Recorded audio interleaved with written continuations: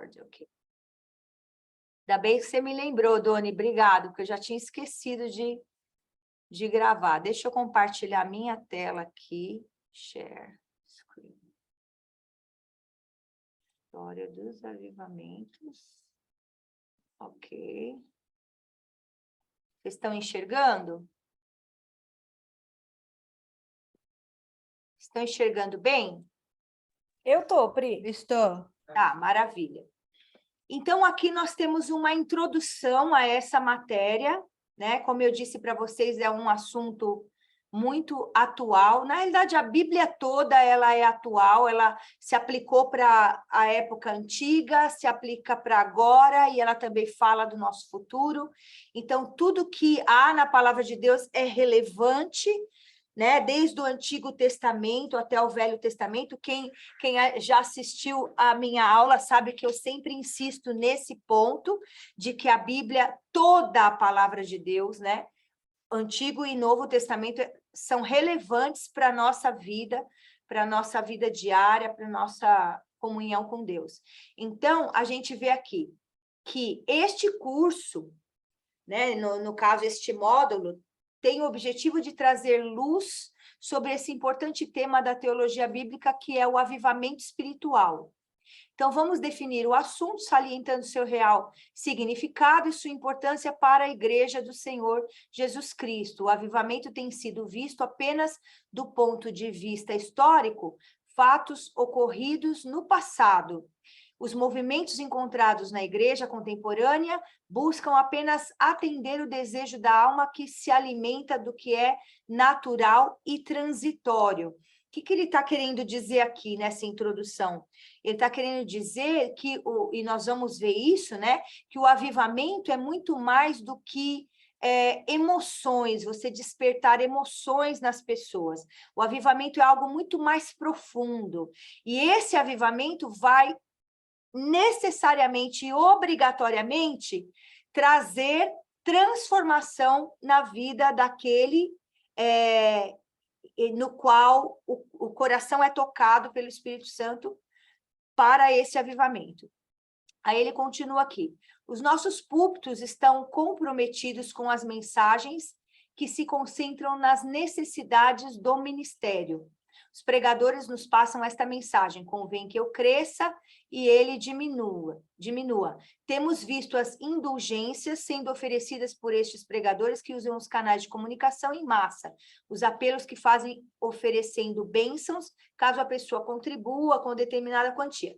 Aqui ele está se referindo a esse evangelho da prosperidade, né, que mercantiliza ou mercadeja a palavra de Deus, né, que aquele evangelho relativizado que vai simplesmente oferecer as benesses da palavra de Deus, as benesses da presença de Deus, do reino de Deus, as bênçãos de Deus, sem um efetivo compromisso com o Deus das bênçãos. É isso que ele está falando aqui.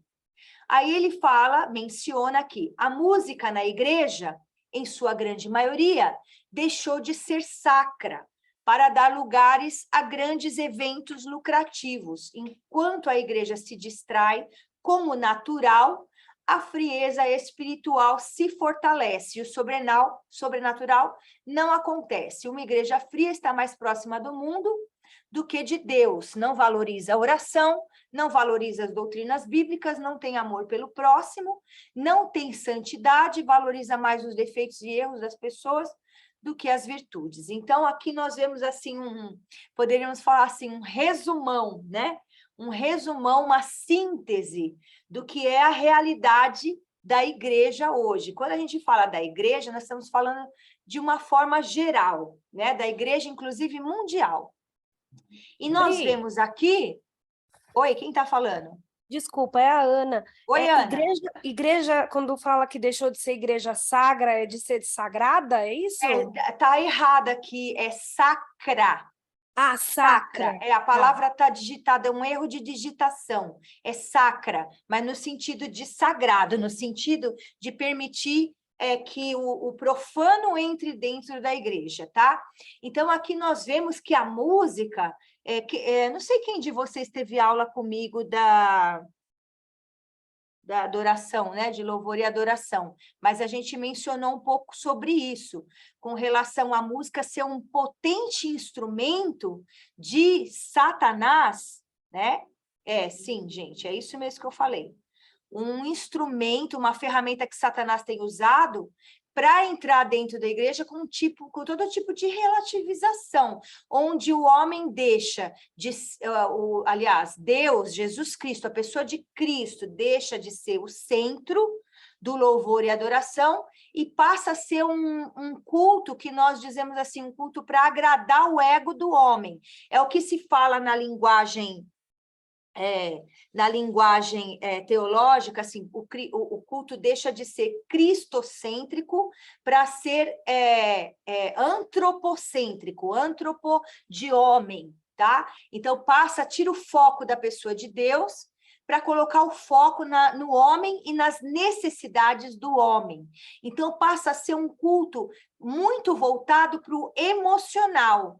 E quando o culto é muito voltado para o emocional e ele enfatiza o homem e não a pessoa de Deus, o que acontece é que o que é gerado a partir do púlpito não vai gerar vida nas pessoas. Ao contrário, vai gerar morte. No mínimo, vai manter as pessoas mortas do jeito que elas estão. Porque só o Espírito Santo tem o poder de gerar a vida de Deus nas pessoas e de gerar e de motivar a transformação do homem pecador, né? Então, é isso que ele está querendo dizer assim. E aí, como eles fazem isso? Quando você tira o foco de Deus, consequentemente, você vai tirar a igreja, as pessoas, né? Aí, quando a gente fala igreja, a gente fala das pessoas que fazem parte da igreja, porque a igreja é formada de pessoas, né? A igreja não é as paredes. Então, você vai o quê? Acabar tirando o foco das pessoas do que realmente importa, né? Que é o relacionamento com Deus, que é os princípios da palavra de Deus e os princípios para uma vida de comunhão com Deus. Então, você tira o foco de Deus, você tira o foco dessas coisas e você focaliza só nas necessidades humanas, né? Por isso que a gente vê muitos hinos que falam do homem, olha, você vai vencer, você é poderoso, você é isso, você é... Como que é aquela música que o pastor Rogério detesta essa música? Você é um espelho que reflete a imagem do Senhor, né? Você é mais raro que o ouro de Ofir. Quer dizer, nada contra, sabe? A gente sabe que em Deus nós somos mais que vencedores, existe, né, toda uma parte da palavra, só que isso não pode ser tirado do contexto da pessoa de Deus, senão você vira uma idolatria, né, uma glorificação da pessoa do homem. O que foi?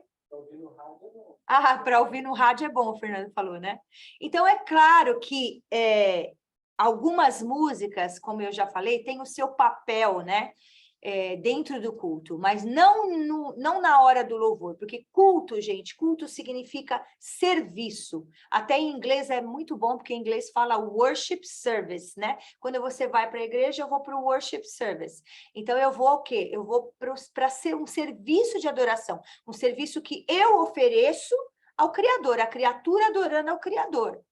Então, o que a gente vê é uma inversão desse papel, né? Do culto se tornando uma mesa do banquete para o homem se abastecer, no sentido natural, ele ser elevado, ele ser incentivado. Ficou assim um culto coach, um culto de valorização do homem e das necessidades do homem, no sentido de que elas têm que ser atendidas, e não do homem se conformando a Deus, mas Deus sendo o mordomo do homem. Então, é mais ou menos isso que ele está falando aqui. Ô, Pri. Oi. Oi, Rê. Oi, amor. O Robertinho está querendo entrar aí. Peraí. Vamos lá, coloquei. Obrigada. Então, aí nós vemos aqui, veremos que nem tudo está perdido, glória a Deus, né? Mas poderemos encontrar o caminho certo para que aconteça um grande avivamento em nossa geração. O número de pessoas envolvidas na busca pelo avivamento sempre foi pequeno, mas os resultados transformaram gerações. Aleluia! Quando a palavra de Deus diz que a oração de um justo pode muito em seus efeitos, e quando a gente for abordando as várias partes, né, as várias épocas do avivamento, da história dos avivamentos, nós vamos ver que Deus sempre levantou pessoas que estavam disponíveis ao Senhor, né? Muitas vezes uma pessoa. Nós vemos, por exemplo, o avivamento de Esdras. Deus usou Esdras para levantar um grande avivamento na nação de Israel.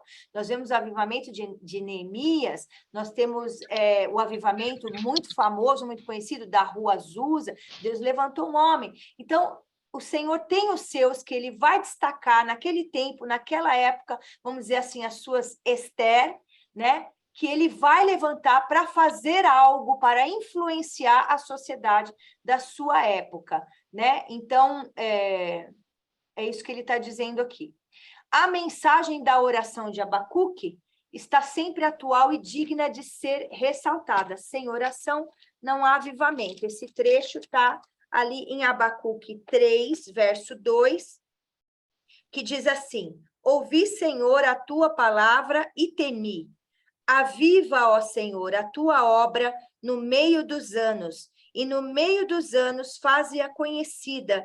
Na ira, lembra-te da tua misericórdia. E depois nós vamos entender por quê, né, que Abacuque orou dessa forma. Porque o avivamento, ele sempre é precedido de algumas características. Então, vamos lá. Definição e conceitos de avivamento. A definição que nós temos da palavra avivamento, no dicionário, né, o verbo avivar significa tornar mais vivo, mais ativo, intenso. Não existe na Bíblia o termo avivamento. O que existe é a referência do verbo avivar, que vem da palavra shuv, que significa voltar ao ponto inicial, trazer de volta ou simplesmente renovar. Ó, tem um errinho aqui de digitação. Renovar, né? Renovar ou restaurar. No Novo Testamento existe um conjunto de palavras que expressam o conceito básico de avivamento. Vamos conhecer algumas dessas palavras. Ageiro, aí está escrita em grego, significa levantar, acordar, ressuscitar. Anastaso, suspiro, né? Que é como um sopro, um novo sopro. Anazoe, zoe no hebraico é vida, vida de Deus. Voltar à vida, reviver, anakaino, anakainu, renovar, tá? Outras palavras de origem grega definem o avivamento como reacender de uma chama que se apaga aos poucos. A palavra vixe, essa daqui foi difícil. Anasopireu é traduzida por avivar o fogo ou acender novamente. Esse acender está errado, essa grafia, porque não tem esse S, tá? Esse acender é de subir, é acender sem esse S. Esta palavra lembra bem o fole ou soprador usado para aumentar o fogo. Isso lembra a ação do Espírito Santo em nós, em Hebreus 1:7. Vamos ver lá em Hebreus 1:7. Hebreus 1:7, que diz assim: e quanto aos anjos diz, quem de seus anjos faz ventos e de seus ministros labaredas de fogo. Ou seja, é uma ação do próprio Deus, é isso que Hebreus está falando aqui. E aí nós temos o outro que é 2 Timóteo, capítulo 1, verso 6. Timóteo. Peraí. 2 Timóteo 1:6, que diz assim: por este motivo, eu te exorto que despertes o dom de Deus que há em ti pela imposição das minhas mãos, porque Deus não nos deu o espírito de timidez, mas de poder, de amor e de moderação. Outra palavra é anatalo. Anatalo. Já tinha falado ali em cima, né, essa palavra. É, parecida. Que significa brotar novamente, crescer outra vez e florescer outra vez. Filipenses 4:10. Filipenses 4:10. Deixa eu abrir aqui. Eu tirei todas as minhas anotações para poder viajar. Filipenses 4:10, que diz assim: muito me regozijo no Senhor, pois finalmente renovastes o vosso cuidado a meu favor. Já tinhas cuidado antes, mas vos faltava oportunidade para mostrá-los. Filipenses 4:10. Então, ele fala no sentido de renovar, né? Renovar o cuidado. Então, qual é a definição de avivamento para a igreja de hoje? Para responder essa questão, precisamos ir para a Bíblia para obtermos as respostas adequadas. Então, nós percebemos aqui, a partir do próprio verso de Abacuque, né? Abacuque, que ele fala: viva, Senhor, a tua obra no meio dos anos, faze-a conhecida, e na ira lembra-te da misericórdia. Ele fala de um retorno ao quê? Se você precisa avivar, significa que você tinha um estado natural e esse estado natural se perdeu. Então, você precisa voltar a esse estado natural. Então, no sentido espiritual, significa que você tinha uma conexão com Deus, né? Quando nós aceitamos Jesus como nosso Senhor e Salvador, nós temos a presença do Espírito Santo em nós, que nós costumamos dizer assim, que é o primeiro amor. Então, você está cheio de Deus, você está cheio de motivação, você está cheio de amor pelas coisas do Senhor, você quer buscar, você quer ler a Bíblia, você quer orar, como diz o pastor Rogério, você prega até para poste, não é? Porque você está com aquela chama acesa dentro de você. E aí, com a caminhada, com as situações, com as lutas, às vezes decepções, muitas pessoas acabam deixando este fogo se apagar. Sabe quando a Bíblia diz assim, não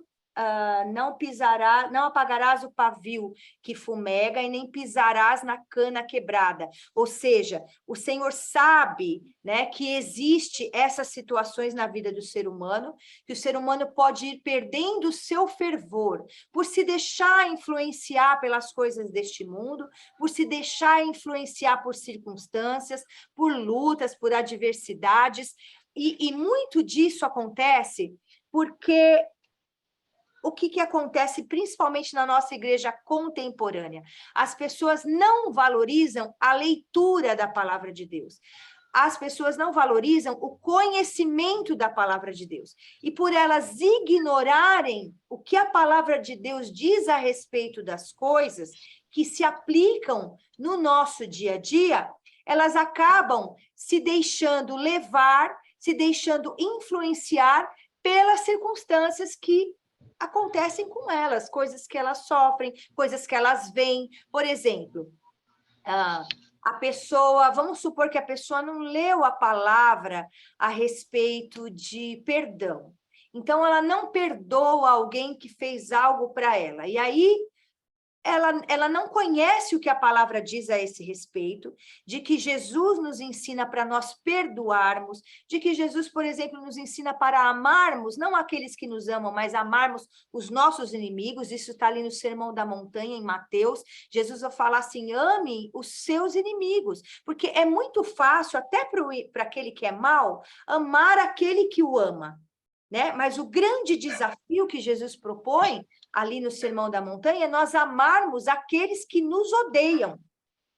Então, é esse o paradigma, né, da palavra de Deus, que ele vem quebrar esses paradigmas humanos, te trazendo para enxergar as coisas numa outra perspectiva. Então, a gente vê que quando Jesus Cristo veio, e ainda hoje nós vemos essa realidade muito no meio judaico, eles esperavam um Cristo político, um Messias político. Eles esperavam um rei que viesse governar de uma forma natural, né? Que fosse também um sacerdote, porque é o pré-requisito do Messias para o povo de Israel, que ele também seja sacerdote e seja de linhagem real, mas que seria um Messias que viesse libertá-los das questões naturais, né? Do governo de Roma, do poderio de Roma, e traria eles de volta à posição que eles tinham na época do rei Davi. Então, era isso que eles tinham em mente. Quando Jesus vem, ele traz uma perspectiva completamente diferente. Ele fala assim, o meu reino não é desse mundo, né? O reino que Jesus queria trazer, que Jesus queria, de certa forma, resgatar num primeiro momento, né? Era aquele reino espiritual que foi rompido com a queda do homem, com o pecado original. Então, Jesus trouxe uma outra proposta, essa proposta de um relacionamento pessoal, íntimo com Deus, de um caminho aberto que seria realizado através do sacrifício da cruz do Calvário. Então, Jesus trazia essa nova proposta para eles. Então, esse estado de relacionamento com Deus foi um estado que se perdeu, né, no pecado original. Então, o avivamento, ele vem para trazer o homem, aquele que acredita em Cristo Jesus, porque veja, quem está morto nos seus delitos e pecados, ele não pode ser avivado, ele tem que ser ressuscitado, certo? Então, aquele que está morto, que não conhece Jesus, ele não vai ser avivado, ele vai ser tocado pelo Espírito de Deus primeiro e salvo. Avivar parte-se do pressuposto de que era uma situação que já existia e que precisa ser retomada na sua essência. Então, é um retorno. Então, eu tinha esse amor, eu tinha essa paixão, eu tinha essa convivência, esse relacionamento com o Senhor, que se perdeu ao longo da minha caminhada. Então, é o que Abacuque, nesse sentido, está falando aqui, quando ele fala, aviva, ó Senhor, a tua obra. Por quê? Porque dentro daquele conceito que que Israel tinha um relacionamento com Deus, que ainda não era o mesmo relacionamento a partir da pessoa de Cristo, veja, no Velho Testamento, a tratativa de Deus e as manifestações de Deus com o homem eram diferentes, ok? Eram de uma outra forma, porque o Espírito Santo ainda não havia sido derramado sobre o homem, tá? Isso só aconteceu com a subida de Cristo, a ascensão de Cristo, e aí ele deixou o Consolador, tá? De uma forma definitiva. Nós vemos essa exemplificação em Gênesis, quando nós vemos Moisés, né? Moisés, ó eu. Quando nós vemos Noé, que Noé está no dilúvio, a família dele está na arca, e aí ali na arca, nós vimos que Noé solta primeiro um corvo, né? Ele solta um corvo, esse corvo vai e volta. Acho que ele vai só uma vez, eu não me lembro bem agora, mas ele vai e volta, ou vai só uma vez e não volta. O corvo é um animal carnívoro, tá? Então, o corvo vai, de certo, encontra corpos boiando, vamos falar a realidade, porque foi um dilúvio, devia ter muita coisa boiando lá. E aí ele pega e não volta, né? Tem uma hora que ele não volta. Eu não me lembro se é na primeira, se é uma vez só ou duas, eu não me lembro realmente. Mas o que eu me lembro bem é que depois ele solta uma pomba. E vocês sabem que a pomba na Bíblia é símbolo do Espírito Santo. Por quê? Porque quando Jesus Cristo foi batizado no Rio Jordão, o Espírito de Deus se manifestou em forma corpórea de uma pomba sobre Jesus, e uma voz se ouviu, este é o meu filho amado, em quem me comprazo. Então, o símbolo do Espírito Santo na Bíblia é a pomba. Então, aí, ele solta a pomba uma primeira vez, a pomba vai e volta. Ele solta a pomba uma segunda vez, a pomba vai e volta com um ramo de oliveira na sua boca. Ele espera mais 7 dias. 7 gente, 7 na numerologia bíblica significa completude, ok? A perfeição de Deus. Então, ele solta, depois de 7 dias, ele solta de novo uma terceira pomba, e essa pomba vai e não volta mais, tá? Porque significando que ela já tinha encontrado pouso, já tinha abaixado as águas e eles podiam sair da arca, né? A Bíblia vai contar isso lá em Gênesis. Então, a gente vê nisso uma tipificação do Espírito Santo ao longo das eras. O Espírito Santo, no Velho Testamento, ele vinha sobre os reis, né? Os reis e profetas, eles eram ungidos, né? Então, eles vinham e recebiam essa inspiração. Lembra quando a gente lê aquela passagem de Elias? Acho que é Elias, que ele pega e fala, traz um tangedor para ele poder profetizar. Então, aí ele chama o tangedor, e aí o Espírito Santo vem sobre ele, e ele recebe, então, a inspiração. E aí ele recebe a palavra vinda da parte do Senhor. Então, o Espírito Santo, ele vinha sobre o profeta, sobre o rei, que eram as duas autoridades em quem o Espírito Santo agia, na época do Antigo Testamento, ele vinha e saía, vinha e saía, vinha, dava inspiração, trazia revelação, né? Mas ele não permanecia no homem. Depois, a segunda vez, ele veio em Jesus Cristo, na pessoa de Jesus Cristo.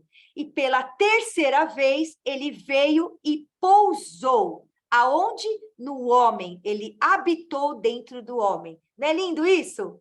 Eu acho fantástico, porque a Bíblia não tem nada solto na Bíblia. Tudo tem uma razão, um motivo, um princípio. Então, aí, com a subida de Jesus ao céu, depois da sua ressurreição, o Espírito Santo vem e agora habita em nós, em todo aquele que aceita Jesus como seu Senhor e Salvador, tá? Então, o que significa o avivamento? Significa a gente voltar para esse estado de plenitude de Deus, esse estado de comunhão, de relacionamento intenso com Deus. Avivamento vai falar de restauração. Lemos lá no Salmo 126, restaura, Senhor, a nossa sorte como as torrentes do Negueb.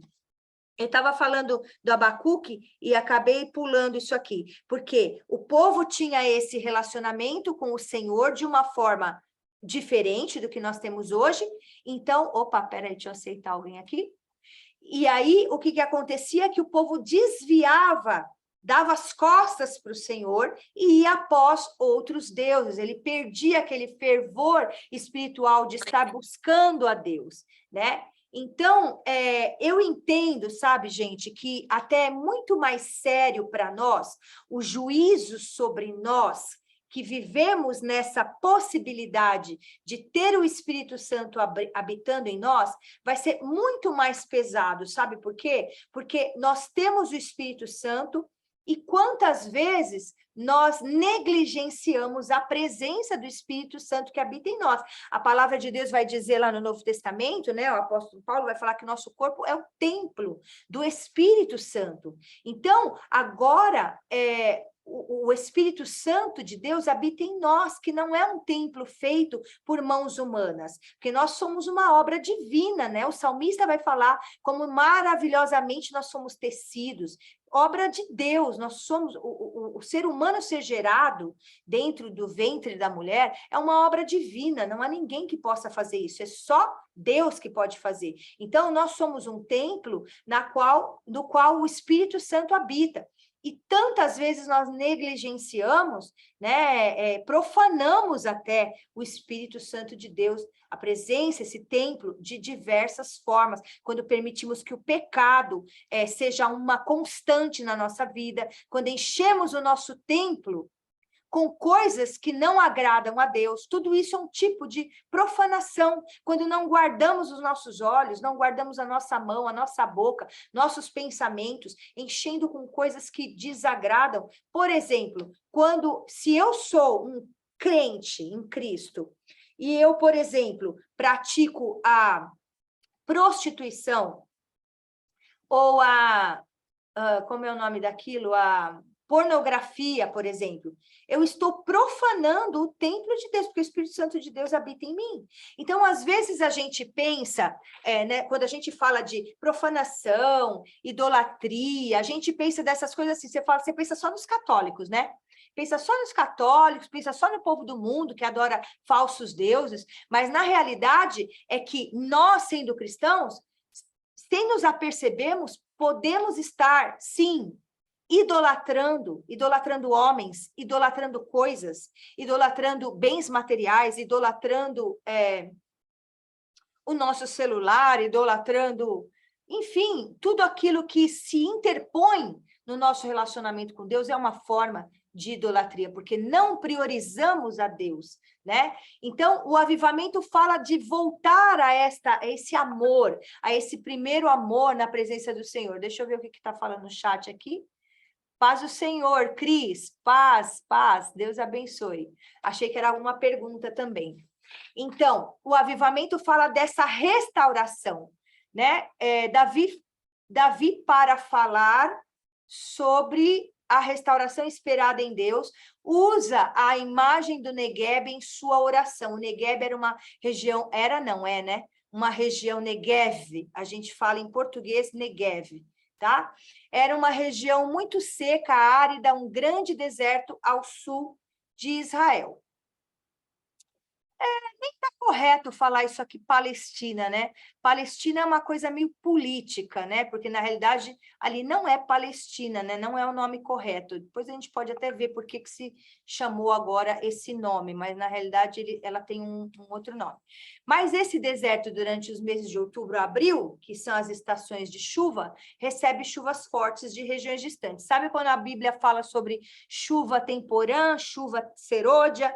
São essas chuvas que alcançam esse lugar. Então, o que acontece? Chove nessas regiões, e aí são aquilo que a Bíblia fala de rios nos ermos. Então, quando a gente vai para o deserto do Negev, quem não conhece, né, vê o quê? Que existem veios no meio do deserto. Então, quando não está na época de chuva, isso são veios de areia, você só vê a marca ali, não tem nada de água ali. Mas quando caem as chuvas, aí o que acontece? As chuvas nas montanhas, aquela chuva vai descendo e vai indo para o Negev, porque o Negev é na região mais baixa. Então, aquelas águas descem e aqueles rios, gente, acreditem ou não, aqueles rios ficam tão grandes que já existem histórias recentes, inclusive, de pessoas que estavam ali fazendo tipo aquela coisa não é rapel, não é rapel, é um outro nome, que você vai fazer essas cross country, essas coisas aí, que você vai fazer essas peregrinações aí pelo meio do deserto, e teve gente que morreu afogada, porque eles chegam assim repentinamente, esses rios, e desembocam, e às vezes pega a pessoa está andando no meio do leito do rio, ou nas margens, e aí a água leva, a pessoa morre afogada. Há uns 2 anos atrás, acho que no primeiro ano da pandemia, ou no ano anterior, uma coisa assim, teve um grupo que estava por ali que várias pessoas morreram. Então, vem essas chuvas e trazem esse refrigério ali para a região, né? Traz, assim, inunda aquela área, e aí as flores começam a crescer e a vegetação começa a crescer e tomar força por causa daquelas chuvas. Então, muitas vezes, na nossa caminhada cristã, nós temos, assim, sentimos esse desfalecimento, esse cansaço, e a circunstância da vida nos abatem, né? Como a missionária Keila compartilhou a visão que Deus deu para ela, a experiência que Deus deu para ela. Às vezes estamos, assim, na UTI, né? No balão de oxigênio, e aí vem esse derramar do Espírito Santo para nos restaurar a nossa força, restaurar a nossa comunhão, restaurar o amor, né? Então, a terra seca era transformada em belos campos floridos, a vegetação enchia o vale e os animais voltavam a povoar essa paisagem que antes era um deserto. Então, Davi tinha fé que o mesmo Deus que transformava o deserto em mananciais de água também podia transformar a nossa vida abatida e castigada pelas circunstâncias em uma fonte de alegria e paz. Isso é o avivamento. Quando Davi escreveu aquele belo salmo, né? Que ele fala assim, assim como a corça anseia pelas correntes das águas, assim a minha alma anseia por ti. Então, esse, na realidade, é o clamor daquele que está sempre desejoso de estar na presença do Senhor. Ele quer mais e cada vez mais ele quer estar na presença do Senhor. E nesse sentido, lembrando que nós somos um ser tricotômico, né? Que nós somos um espírito que tem uma alma e habita num corpo, nós entendemos que a nossa alma exerce muita influência, né? Especialmente por se deixar ser atingida, aí tem a ver com a matéria de batalha espiritual, né? Quando nós fechamos as portas da nossa alma, quando a gente se reveste da armadura de Deus, porque quando a gente está desguarnecido, essas circunstâncias vêm e abatem a nossa alma, né? E se você não está fortalecido no teu espírito, na palavra de Deus, na oração, isso vai te derrubando, te derrubando, te derrubando. Isso vai esfriando o teu amor, né? O teu amor pelo Senhor, o teu desejo de estar na presença dele. Avivamento fala em restituição. Lemos no Salmo 51:12, restitui-me a alegria da tua salvação e sustenta-me com o espírito voluntário. Voluntário no sentido de eu mesmo ter esse desejo de estar na presença do Senhor. Eu digo, gente, pela minha própria experiência de vida, né? Às vezes as pessoas criam, nesse sentido da idolatria do ser humano, as pessoas se equivocam, né? E disso acaba vindo muitas decepções, porque as pessoas ficam assim, achando que uma pessoa, porque ela é do ministério, porque ela é um pastor, porque é um missionário, porque é alguém de destaque, que essas pessoas são infalíveis, né? E isso não é verdade. E por conta dessa mentalidade atual né, dos nossos dias de idolatria à personalidade, né? Você cria aqueles super-homens, e nós vemos isso muito na mídia, no entretenimento, né? No inconsciente coletivo, já tem sido preparado o povo, as pessoas globalmente, né, a nível global, para receberem o anticristo. Então, o anticristo é essa pessoa assim, infalível, essa pessoa que não fracassa. Então, isso é o que está sendo preparado já no coração e na mente das pessoas para receberem o anticristo. Mas se a gente está firmado na palavra de Deus, se a gente conhece a palavra de Deus, a gente sabe, em primeiro lugar, que sem Deus a gente não é nada, que não existe nenhum homem infalível. Porque o que o Satanás quer é sempre levar a gente idolatra as pessoas. Quando a gente idolatra uma personalidade, idolatra alguém, a gente põe essa pessoa num lugar assim de Deus, de destaque, de referência. E isso está errado, porque a nossa única referência tem que ser Deus e a sua palavra, e os seus princípios. E aí, quando a gente substitui esses referenciais, o referencial de Deus, por esses referenciais falsos, o nosso amor se esfria. Por quê? Porque entra a decepção, porque essas pessoas falham, porque essas pessoas são todas pecadoras. A Bíblia fala, não há um justo, nenhum sequer. Todos nós pecamos e carecemos da glória de Deus. Romanos vai falar isso. Então, quando nós não estamos baseados, apoiados na verdade da palavra de Deus, né? E visualizamos o mundo ao nosso redor a partir desta base, a partir desta visão, dessa cosmovisão bíblica, o que acontece é que nós vamos nos decepcionar. Por isso que tem muita gente que sai da igreja. Por isso que tem muita gente que fala assim, não vou mais na igreja porque pastor é tudo igual. Aí se levanta esses pastores, falsos profetas, levanta essas pessoas, esses pastores que vendem a fé, né, por causa de dinheiro, de status, de posição, de fortunas, criam impérios. Aí a pessoa incauta, que não conhece, que não está firmada na palavra de Deus, ela com certeza vai se decepcionar, vai se desviar, vai abandonar a fé e ainda vai falar mal. Ah, eu odeio crente. Por quê? Isso, em parte, também porque dentro da igreja, a igreja deixou de ensinar a palavra de Deus. A igreja se focou em ministrar a alma do homem e deixou de ministrar aquilo que alimenta o espírito e que traz o verdadeiro alicerce para que o nosso amor não se esfrie. Eu estava falando, compartilhando com a Rose, que ela perguntou da viagem a Israel. Eu traduzi vários pastores lá, glória a Deus, nós tivemos um grupo de, acho que mais de 400 pessoas, 400 brasileiros, aliás, porque de pessoas tinha mais de 2.000. Mas tínhamos mais de 400 brasileiros ali. E a gente traduzindo as ministrações, as mensagens, tudo o que estava acontecendo ali na programação da Festa dos Tabernáculos. E um dos pastores que pregou ali foi um pastor chamado Andrew Brunson.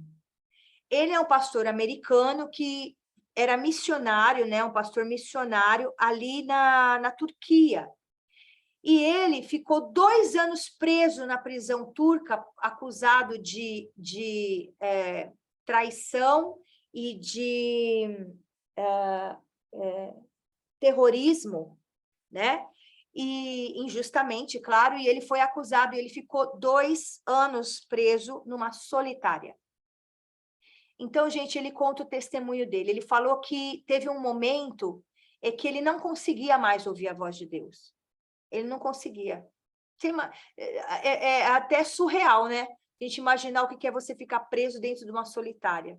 Ele não podia falar com ninguém, ele se alimentava mal, ele estava no corredor da morte, porque a sentença nesses países, gente, é sentença de morte, pena de morte, tá? Então, ele estava com a cabeça dele a prêmio. E ele fala que teve um momento que ele não ouvia mais a voz de Deus. E ele começa a contar o testemunho dele, de quão importante foi a base bíblica que ele tinha de quem era Deus, de como Deus se revelava através da palavra, porque aí ele lembrava da palavra de Deus. E a palavra de Deus falava a respeito do caráter de Deus. Então, ele teve uma grande experiência com Deus ali dentro.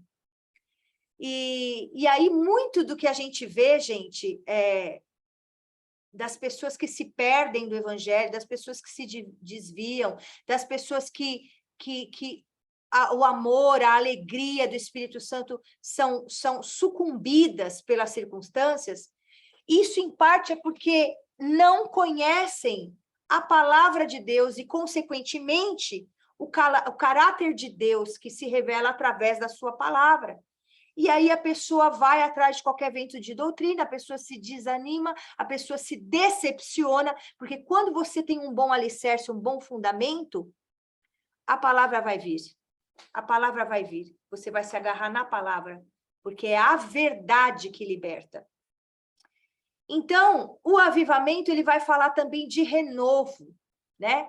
Lemos em Isaías 40, 31. Eu sempre gosto muito de ler Isaías. Isaías é um profeta maior. Isaías é o profeta mais importante, assim, no sentido de profecias messiânicas. É o profeta de Isaías. Então, eu vou abrir aqui Isaías 40, 31, que diz assim... é lindo esse versículo. Eu vou começar a ler antes, porque eu cantava até uma música maravilhosa, que é bem esse versículo, esse trecho bíblico. E ele começa ali, no 28, eu vou começar. Não sabes tu, não ouviste, o Senhor é o eterno Deus e o Criador dos fins da terra.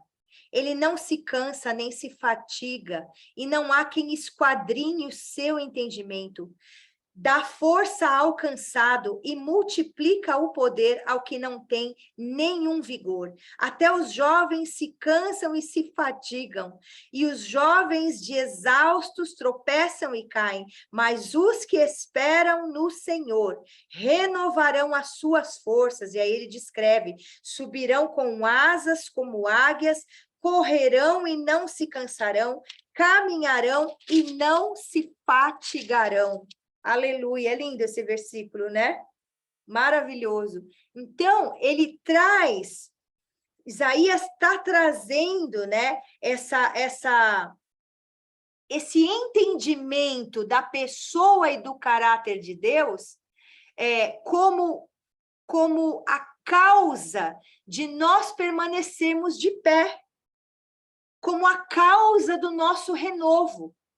Ele está ligando a pessoa de Deus e o seu caráter, o fato de ele não se cansar, de ele não se fatigar, de ele conhecer e esquadrinhar quem nós somos, né? E de ele ser o Senhor, um Deus eterno e criador de todas as coisas, como a única fonte do nosso suprimento para nós nos mantermos na nossa caminhada, para nos mantermos de pé na nossa caminhada, renovados na nossa caminhada. Ele falou assim, mas os que esperam. Ele falou, nos que esperam? Ele falou, mas os que esperam, esperam em quem? No quê? Os que esperam no Senhor. Então, existe uma condição aqui. Para você sentir esse renovo, para você receber esse avivamento, você precisa esperar no Senhor. E aí, quando a gente vai falar de avivamento, né, o texto clássico do avivamento, que é da igreja, no nascimento da igreja em Atos, quando ele vai falar assim, que eles estavam esperando, Jesus falou para ele, esperem em Jerusalém, até que do alto sejais revestidos de poder. Então, eles estavam esperando no Senhor. Esse é o segredo. Você tem que esperar no Senhor, porque eu posso esperar na palavra que o profeta entregou. Se for uma profetada, né? Eu posso esperar no que o governo falou. Eu posso esperar no que o político falou. E eu vou me decepcionar, porque esses homens são falhos, eles podem tanto cumprir como não cumprir. Mas ele está dizendo que os que esperam no Senhor vão correr, não vão se cansar, vão caminhar e não vão se fatigar, e ainda por cima vão ser renovados ao ponto de subir com asas como águias. Quando a gente pensa em subir com asas como águias, a gente pensa na águia, ela plana acima das coisas, ou seja, Deus te leva espiritualmente para uma visão mais amplificada das coisas, porque qual é o problema da alma do homem? A alma do homem se atribula porque ela enxerga assim pelo um funilzinho, né? Ela enxerga muito focal, um ponto muito ali localizado, ela fica concentrada naquele problema. A alma do homem tende, aliás, a se agarrar naquele problema e focar naquilo, de forma que ela não consegue ter uma visão mais panorâmica e mais geral do que está acontecendo ao redor. Então, quando a gente se foca nas nossas circunstâncias, a gente deixa de olhar para o trabalhar de Deus, para a ação de Deus na história. Vamos, por exemplo, usar o exemplo das eleições agora que nós tivemos, né? Nós oramos, eu orei 30 dias, gente. Orei no sentido de que Deus direcionasse as coisas, né? Claro que eu não votei no Lula, votei no Bolsonaro, né? Mas entendendo que os dois são homens, né? Mas também entendendo que Deus é soberano sobre todas as coisas. E que Deus está nos requerendo algo, que é um posicionamento da igreja. Então, a gente ora por isso, e eu vi muita gente que se frustrou, agora não vou orar mais, porque eu orei e nada aconteceu, mas espera aí. Deus, ele está acima de tudo, olhando as coisas de uma outra perspectiva. E quando Isaías fala aqui que os que esperam no Senhor subirão com asas como águias, é como um convite de Deus aqui, olha, suba para olhar a perspectiva, da minha perspectiva, o que eu estou realizando, o que eu estou fazendo. Então, é claro que como seres humanos, nós oramos para que tivesse o melhor governante, que a gente entendia ou entende que seria a pessoa do Bolsonaro, porque ninguém quer o comunismo, claro, certo. Mas, e se Deus está usando, você já pensou na perspectiva de que se Deus está usando essa circunstância para levar a igreja a dobrar os seus joelhos, de verdade, não só por uma conveniência. Porque o grande desafio, gente, na caminhada com Deus, é a gente manter uma constância no nosso relacionamento com Deus. Porque muitas vezes a gente se perde no meio do caminho. Então, a gente precisa manter uma constância no nosso relacionamento com Deus. E Jesus está nos chamando isso, está nos chamando para a sala do trono. Jesus está nos chamando para a presença dele. Então, esse avivamento vai falar de retorno e vai falar desse renovo, de você ansiar estar na presença de Deus, não simplesmente porque alguma coisa está desconfortável para você e aí você vai buscar a bênção e a resposta. Não, porque estar na presença de Deus é teu prazer, entendeu a diferença? Eu estou na presença de Deus porque é meu prazer, independente se está tudo bem na minha vida ou se está tudo ruim na minha vida. Deus é o meu ponto focal, é nele que eu olho, é ele que eu sigo, é ele que eu quero, é ele que eu desejo. É isso que o salmista diz, assim como a corça anseia pelas correntes das águas, assim a minha alma anseia por ti. Então a alma anseia por estar na presença do Senhor, não porque surgiu um problema na tua vida. Claro que Deus usa os problemas de uma forma didática na vida do cristão e também usa as circunstâncias, ele permite as circunstâncias para agir na história da humanidade, na história do homem, mas tudo com o sentido do quê? De nos aproximar a ele, de nos levar a um relacionamento verdadeiro e não de conveniência. Amém? Eu não sei se vocês estão vendo aí se o pastor já entrou. Tem uns minutinhos ainda, né? Tá, ó, se vocês verem ele entrando, vocês me avisam, tá? Então, avivamento fala desse renovo, de ser renovado no seu amor, na sua chama, na sua sede pela presença de Deus, na sede de ler a palavra. E isso, gente, a gente tem que orar pedindo todo dia, todo dia. O profeta Isaías, ao falar sobre a renovação de Israel, usa essa analogia da águia. Vamos conhecer a águia e sua espetacular renovação. É muito interessante essa história da águia. Ela vive até 70 anos, ela é a ave de maior longevidade da espécie, e quando chega aos 40 anos, ela passa por uma metamorfose.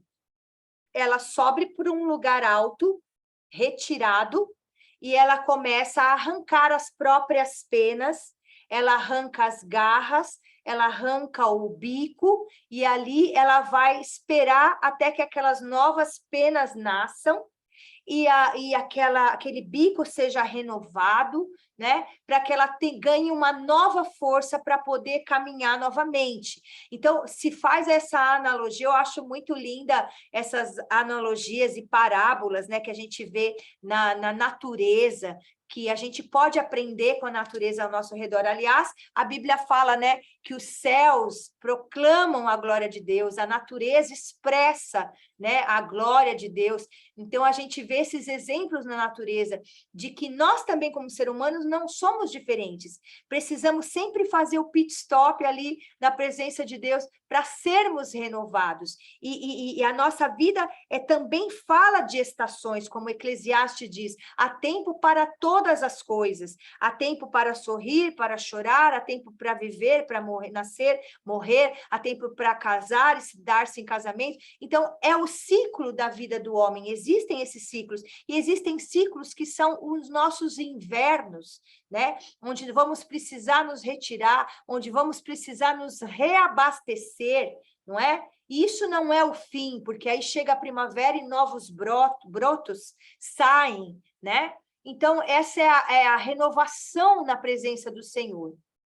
É um processo longo e dolorido, que está dizendo aqui que dura 5 meses, e durante esse período suas atividades cessam por completo, ou seja, ela fica ali quietinha no lugar dela, né? Com essa idade, as suas unhas estão compridas e flexíveis, o que faz perder a sua presa, ou seja, a capacidade de agarrar, né? Ela fica mole. E também se alonga e se torna curva, não tem mais a habilidade necessária para derrotar as suas presas. Ela bate o bico na parede rochosa até arrancá-lo, e espera nascer e crescer um novo, para com ele arrancar suas velhas garras.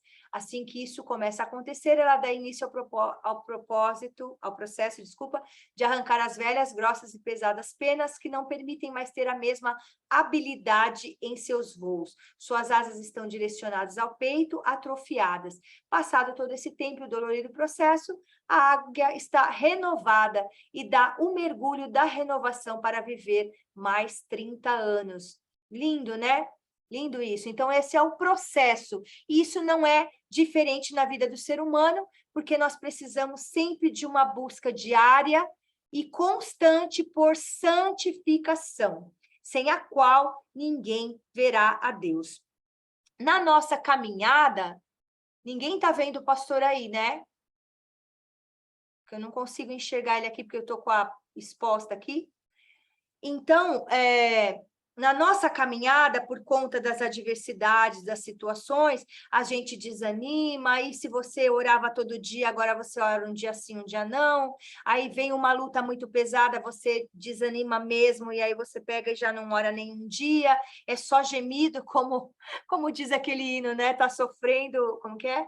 Quer vitória, tá chorando, geme e chora. Às vezes é realmente Deus interpretando o gemido da nossa alma, e o Senhor se lembra, né, que nós somos pó, mas o que acontece é que o cristão não pode ficar nessa situação.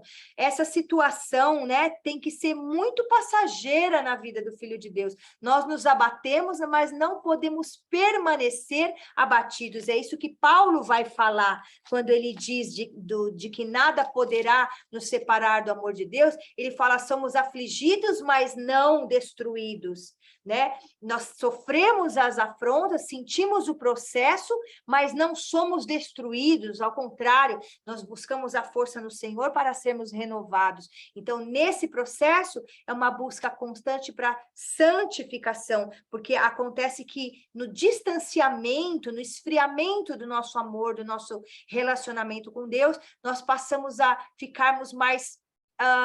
eu não vou nem dizer suscetíveis, eu acho que essa não é a palavra, mas mais receptivos ao pecado. Porque quando o espírito enfraquece, a alma vai falar mais alto, e a alma, com certeza, vai querer gritar alto e interferir e te dominar. A alma é um serzinho narcisista que quer toda a atenção para ela, e ela quer só a palavra dela valer, só os desejos dela valer, e a gente tem que fazer que nem o salmista, calar a nossa alma, para que o nosso espírito forte prevaleça sobre os desejos da nossa alma. A nossa alma significa a nossa carne, os desejos da nossa carne, nossos sentimentos, a vontade humana, a vontade caída do ser humano, ok? Então, o mundo sempre se manifesta como um enorme vulcão, lança suas cinzas e encobre o brilho da vida cristã. Se desejamos uma vida longa e de qualidade, precisamos buscar o renovo espiritual. Isto é o avivamento. O avivamento, deixa eu parar de compartilhar aqui. Peraí, stop share, porque já deu o horário, não é? Até que hora é a nossa aula, gente? 15 para as 9, né? Porque vocês têm 15 minutos de recreio. Eu parei de compartilhar. Não chegou ainda, né? Não, não chegou. Eu vou só dar essa fechada aqui, essa concluída, né? Que o avivamento, gente, ele é muito importante na vida do cristão, porque ele leva o homem de novo a se santificar. Santificação, vocês sabem que significa separação. Separação das coisas do mundo, do padrão do mundo, dos padrões que o mundo coloca. Então, quando a gente falou lá na introdução, né, da apostila, que falou da música, né, a gente vê esses padrões sendo colocados e aceitos facilmente pela igreja, com relação a essas músicas, né, onde o homem é o centro do culto. Então, isso é errado, você tira o foco de Deus, coloca o foco do homem, e aí acontece que, sabe esse discurso agora que tem se pregado tanto, e se pregou muito, inclusive, durante esse tempo das eleições, aí de pré-eleições, né? Pelos cristãos equivocados. Essa coisa do amor, né? Fala-se muito do amor. Ah, porque Deus é amor, porque nós temos que amar o nosso próximo, amar os nossos inimigos. Mas a gente tem que entender, e nisso o cristão falha muito por não conhecer a Escritura de Deus, e quando Deus se apresenta como um Deus de amor, o Deus que morreu por toda a humanidade, para salvar toda a humanidade, né?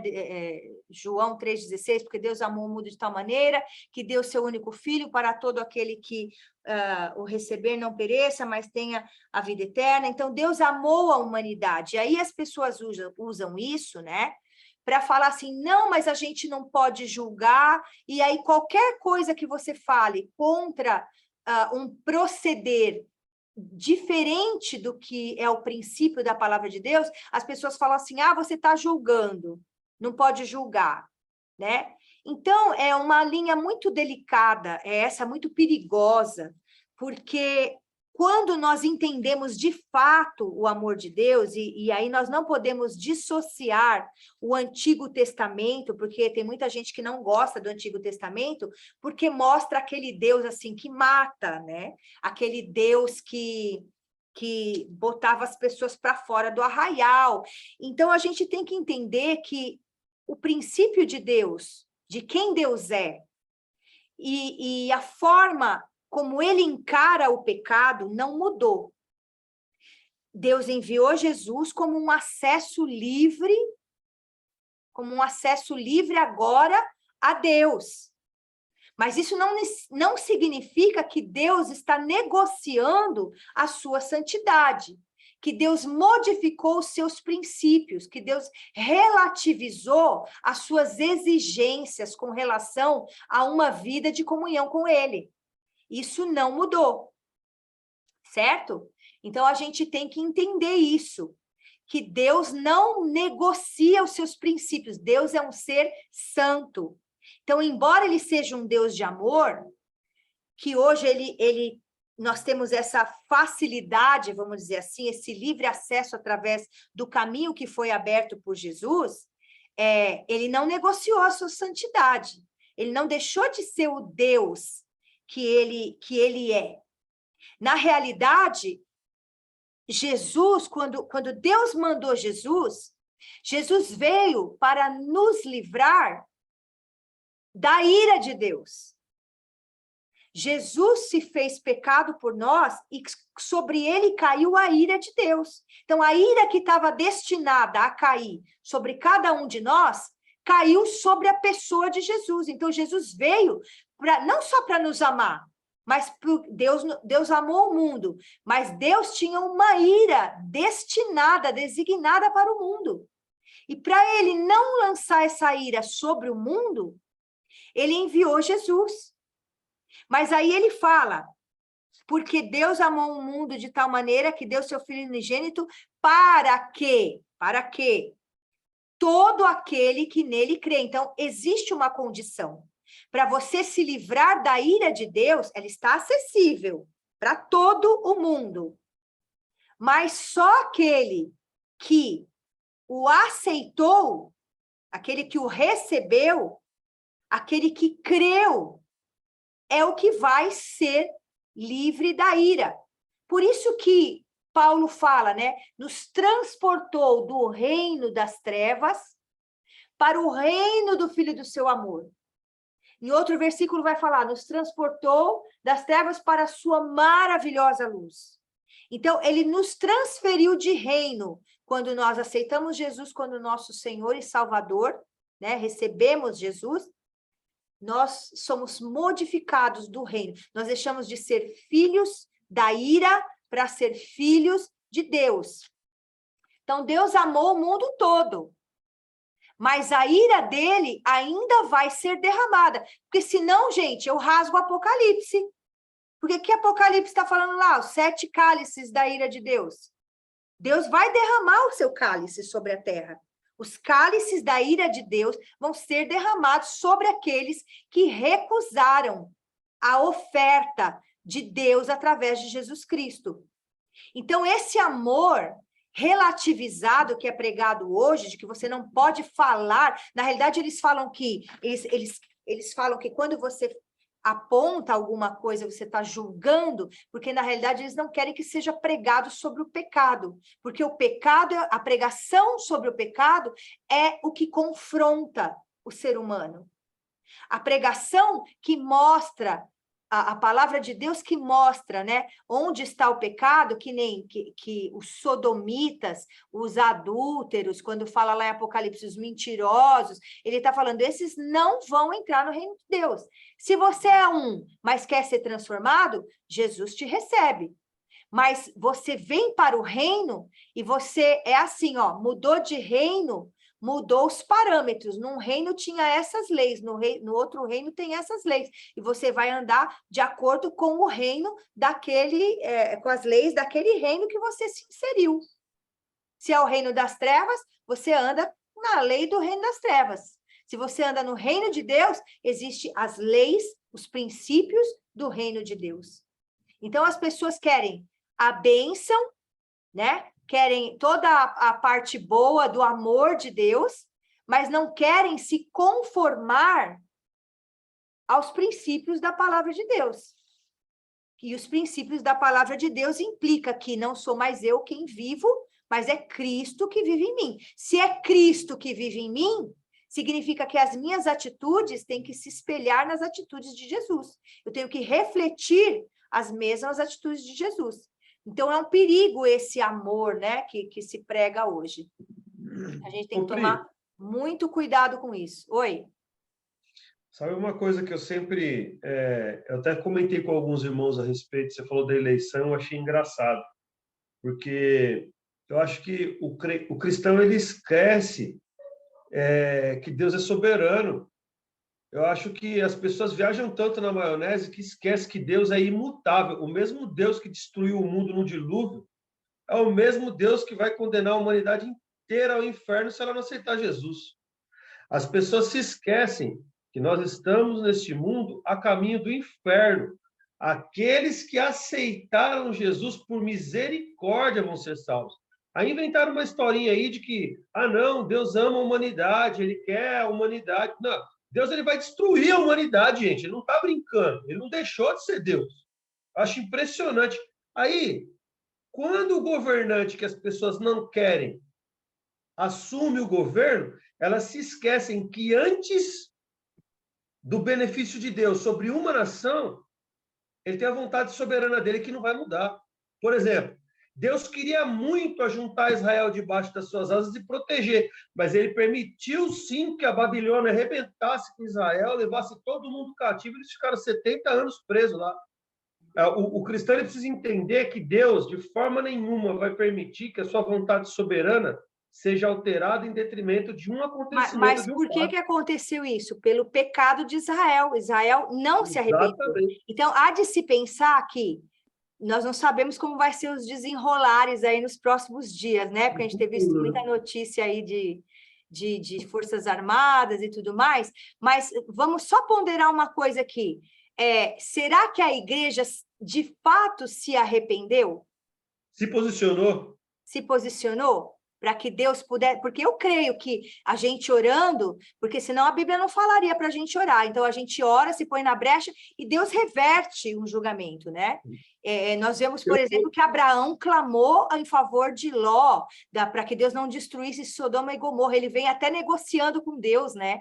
Depois eu vou até falar sobre isso em questão de intercessão, porque Abraão, ele intercedeu. Se tiver 50, e se tiver 20, e se tiver 10, aí ele vem falando e tal, e se tiver um só, e aí o Senhor, né? Então, Deus quer que nós sejamos intercessores, e ele reverte, mas a grande pergunta que nós temos que nos fazer neste momento é, de fato, a igreja do Senhor se arrependeu e se colocou na posição que ele queria? Pode ser que já aconteceu assim um certo despertamento, mas eu acredito que ainda está um pouco distante de onde, de fato, Deus quer que nós estejamos.